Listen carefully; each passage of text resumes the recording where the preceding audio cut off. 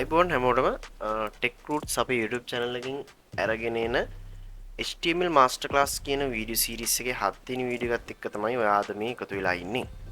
ඉතින් අපි කලින් වීඩියෝ එකේ කතා කරා කොහොමද ඔයාගේ වෙබ් පේජ් එකට වීඩියෝ ෆයිල් එකක් ඇඩ් කරගන්නේ, ඊට පස්සේ කොහොමද ඔයාගේ වෙබ් පේජ් එකට ඔඩියෝ ෆයිල් එකක් ඇඩ් කරගන්නේ වගේම YouTube එකේ තියෙන වීඩියෝ එකක් කොහොමද ඔයාගේ වෙබ් පේජ් එකේ ප්ලේ වෙන විදිහට හදාගන්නේ කියලා. අද වීඩියෝකින් මම කතා කරන්න ලෑස්ති වෙන්නේ HTML වල තියෙන tables ගැන. ඉතින් මම අද මේ වැඩේට පාවිච්චි කරන්නේ මෙන්න මේක. මෙන්න මේ table එක තමයි මම ඔයාලට හදලා පෙන්නන්න යන්නේ. එහෙනම් ඉතින් අපි වැඩි කතා නැතුව වීඩියෝ එකට ගිහිල්ලා බලමු කොහොමද HTML වල tables හදන්නේ කියලා.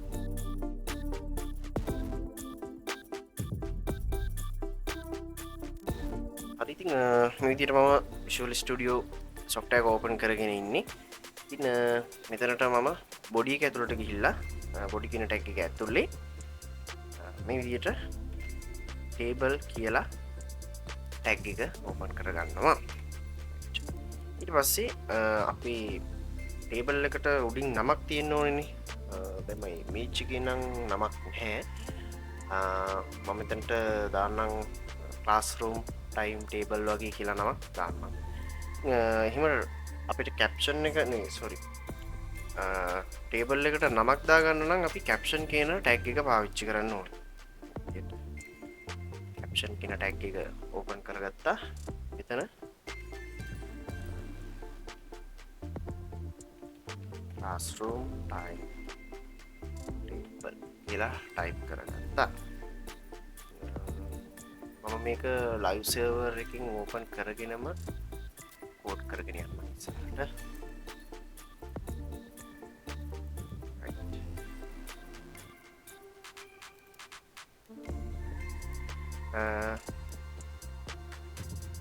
දැන් තියෙන්නේ අපිට table එක හදාගෙන යන්න. ඉතින් HTML වල table එකක් හදනකොට හදන්නේ පේලියෙන් පේලියට. ඒ කියන්නේ මේ අතට තමයි table එක හදාගෙන යන්නේ.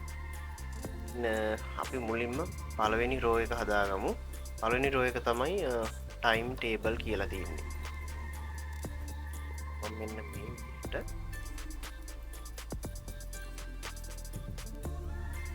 type කරගන්නවා.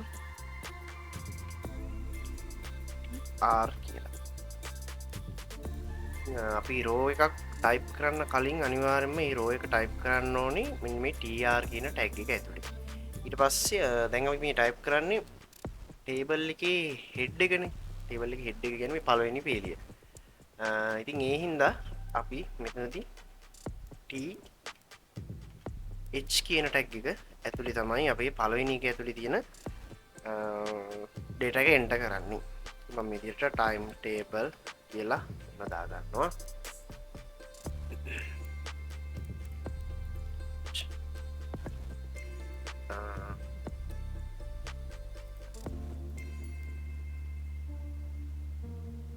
ඊළඟට අපි දෙවෙනි row එක type කරගමු. ඉතින් දෙවෙනි row එක type කරන්න කලින් මම මේක පැහැදිලි කරලා දීලා ඉන්නම්. මෙතන නිකම්ම මෙහෙම time table කියලා type කරොත් අපිට මෙන්න මේ පැත්තකට වගේ වෙන්න තමයි ඒක වැටෙන්නේ. කමක් නැහැ මම type කරගෙන යන්නම් ඉස්සරහට. එතකොට ඔයගලන්ට මේක පැහැදිලි කරන්න ලේසි වෙයි. ඊළඟට මම ඊළඟ row එක type කරන්න මේකෙන් එළියට ඇවිල්ලා විදිහට ආයෙත් tr කියලා tag එක open කරගන්නවා. ඒක ඇතුළේදී අපි type කරන්නේ th කියලා නෙමෙයි td කියලා. table data කියන tag එක තමයි අපි දෙවෙනි row එකේ ඉඳන් පාවිච්චි කරන්නේ. td කියලා දාගත්තා. පළවෙනි data එක තමයි hours.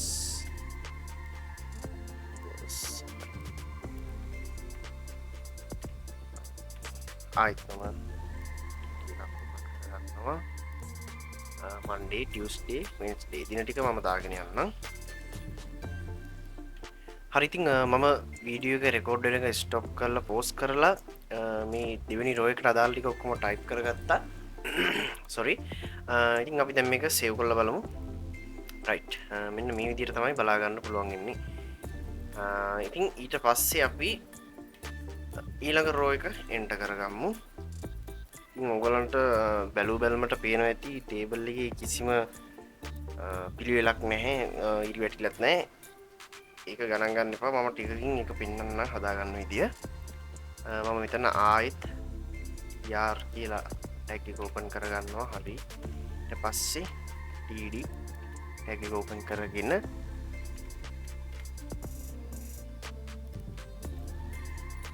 ඒක ඇතුලේ දාගන්නවා පළවෙනි එක science කියලා.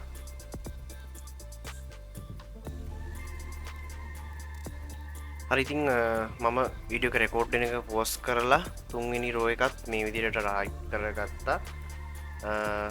ඉතින් අපි දැන් බලමු සේව් කරගෙන ඒක. හරි, මේ විදිහට බලා ගන්න පුළුවන් ඒකත් වැටුණා. ඉතින් ඊළඟට තියෙන්නේ ඒ සබ්ජෙක්ට් ටිකම නිසා මම මේකම කොපි කරලා මේ විදිහට පේස්ට් කරගන්න. ඉතරගත්තා. එන්ට පේස්ට් කරගන්න. සේව් කරගමු.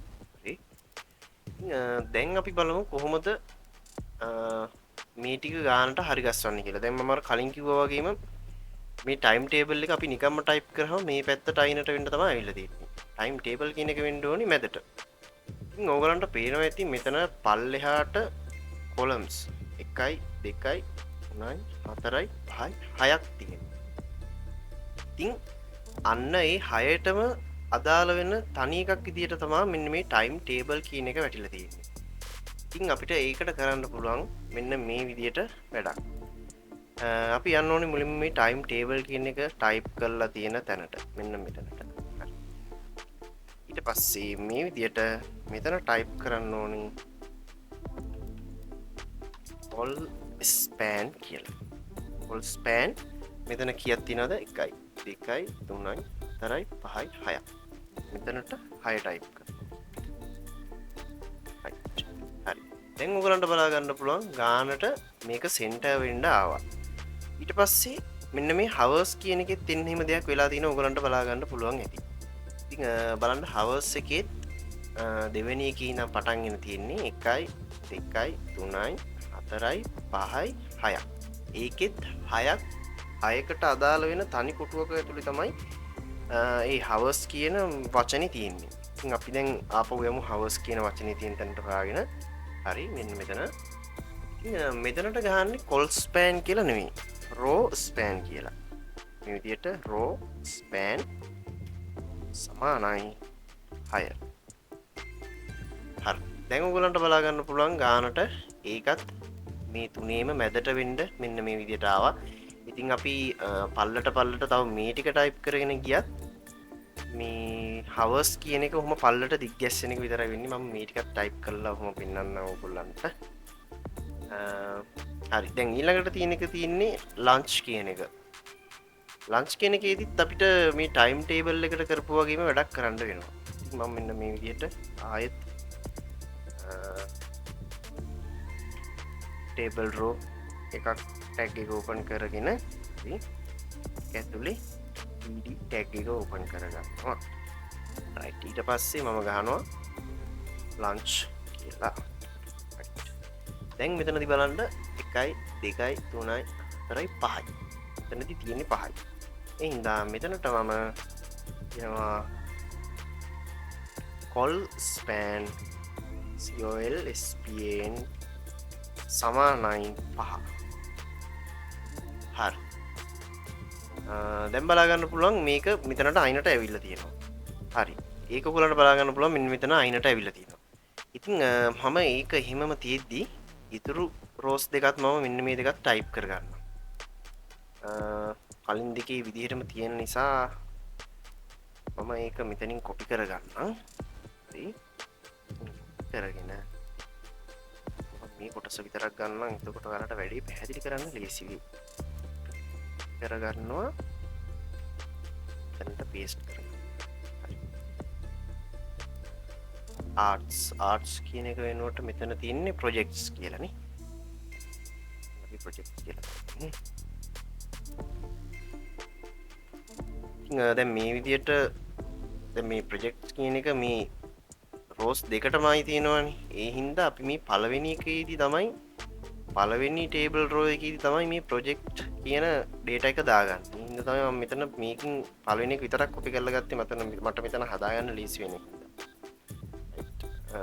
ඊට පස්සේ මම අනිත් ටික ඇඩ් කරගන්නම්. ඉතින් 4යි තියෙන්නේ. science maths ටික අපෝ print කරගන්නවා.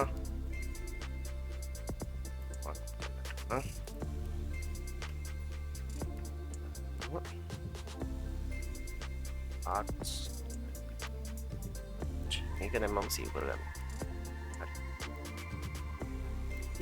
සාමාන්‍ය ටේබල් එක ඔයගලන්ට මේ විදිහට ඉරි බලා ගන්න පුළුවන්. දැන් මේකේ ඒ කිසිම ඉරි කෑලි බලා ගන්න අපිට හම්බෙන්නේ නැහැ. ඉතින් ඒකට අපි කරන්න ඕනේ මෙන්න මේ ටේබල් කියන ටැග් එක ඇතුළට බෝඩර් කියලා ටයිප් කරන්න. ටේබල් කියන ටැග් එක ඇතුලේ බෝඩර් කියලා ටයිප් කරන්න. ඊට පස්සේ මම මෙන්න මේ විදිහට මෙතනට 1 කියලා දාලා සේව් කරන්න. හරි. දැන් ඔයාලට බලන්න පුළුවන් මෙතන ටේබල් එක වටේට සම්පූර්ණම බෝඩර් එකක් වගේ හැදුනා. තව මේකේ අඩුපාඩු දෙයක් තියෙනවා. මෙතන ලන්ච් කියන එක සෙන්ටර් වෙලා නැහැ. මේ ප්‍රොජෙක්ට් කියන එකත් තාම මේ දෙකට මේ රෝස් දෙකටම ගන්නට සෙන්ටර් වෙලා නැහැ. ඉතින් අපි දැන් ඒක හදමු. අපි මුලින්ම මේ ලන්ච් කියන එක මේ රෝ එකේ සෙන්ටර් කරලා ඉමු. අපි යමු ලන්ච් කියන එක තියෙන තැන හොයාගෙන මෙන්න මෙතන. හරි. ඊට පස්සේ මෙන්න මෙතන තව එක ටැග් එකක් ටයිප් කරන්න ඕනේ. මෙතන ටයිප් කරන්න ඕනේ align කියලා. මෙතන ටයිප් කරනකොට මෙන්න ඉතින් සජෙස්ට් වෙනවා ඔයගලන්ට බලා ගන්න පුළුවන්. මෙන්න මේක ක්ලික් කරන්න. ඊට පස්සේ මෙතන center කියලා ටයිප් කරන්න. center. හරි. දැන් ඔයාලට බලන්න පුළුවන් lunch කියන එක ගන්නට මේ row එකේ center වුණා. ඊළඟට අපි project කියන එක ගන්නට හදමු. ඒකෙත් කලින් වගේම කරන්න තියෙන්නේ මෙන්න මේ විදිහට අපි මෙන්න මෙතනදි කරා මතකයි මේ තියෙන rose span කියලා 6 rose span 6 කියලා මේ hours කියන එක මේ සම්පූර්ණ මේ set එකටම ගානට center වෙන්න විදිහට දැම්මා. දැන් මේ project කියන එකටත් අපි කරන්න ඕනේ එහෙම තමයි. මෙන්න මෙතනට td කියන තැනින් space එකක් තිබ්බා. rose span කියලා type කරා. මෙතනට දෙකක් type කරන්න ඕනේ. rose දෙකයිනේ තියෙන්නේ. 1යි 2යි. මේ row එකයි මේ row එකයි. ඒ හින්දා මෙතනට දෙක type කරලා ඉන්න මේ විදිහට save කරනවා. right. ඔයගොල්ලන්ට දැන් බලා ගන්න පුළුවන් මෙතන project කියන එක මේ rows දෙකටම ගන්නට center වෙලා ආවා. ඉතින් ඔයාලට මේ table එක තව පොඩ්ඩක් ලස්සන කරන්න පුළුවන්. දැන් මෙතන එකපාරට බලපු ගමන් නිකන් එක කොඩි තියෙනවා වගේ පේන්නේ ඔක්කොම data ටික. ඒකට කරන්න ඕනේ අපි මෙන්න මෙතන මේ table කියන එක ඇතුළෙම අපි මෙතන border කියන එක type කරා. එතන පොඩි space එකක් තියලා type කරන්න cell padding කියලා.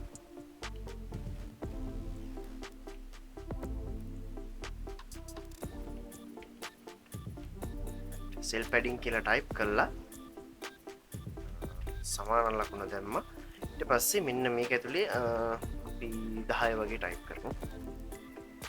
දැන් ඔයාලට බලන්න පුළුවන් ලස්සනට මේක ඇතුලේ ස්පේස් එක පොඩ්ඩක් වැඩි වෙලා ගන්නට ඒ ඔක්කොම ටික arrange වුණා.